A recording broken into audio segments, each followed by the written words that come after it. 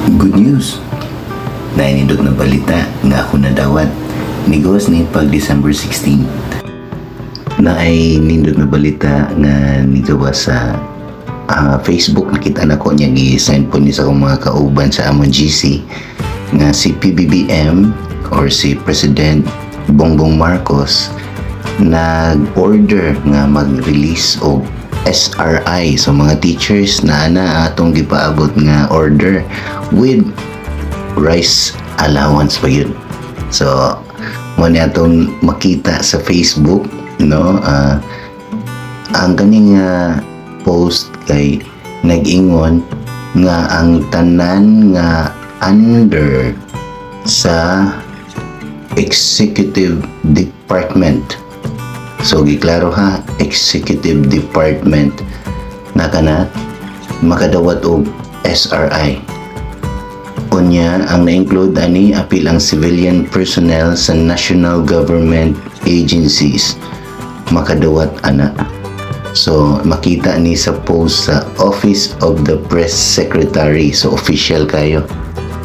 So makita diri nga si President Bongbong Marcos nag-order nga mag-grant ang SRI nga dili molapas og 20,000 og apil ang makadawat ani ang civilian personnel sa national government agencies o funded ni sa available release personal services allotment under the 2022 budget.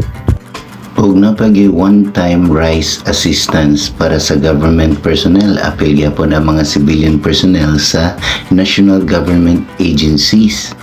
Og ang budget na kuhaon sa contingency fund nga naa sa national budget na gihimo.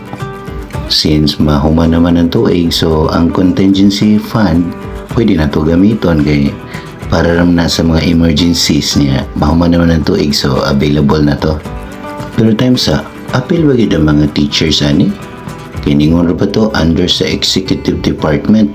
So akong gipangita, no, unsa mga department nga apil sa executive branch. So niadto ko sa official gazette kani official gazette executive branch of the government. Unya akong gi-search kung under ba gyud sa executive branch ang Department of Education o kita mga teachers.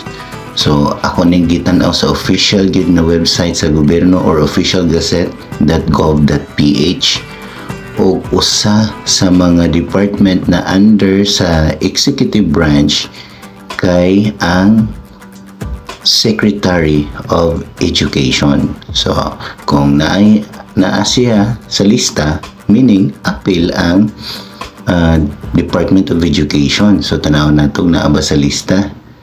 Ayan, number 5, Secretary of Education. So, nabilong ta sa national government na under sa executive branch.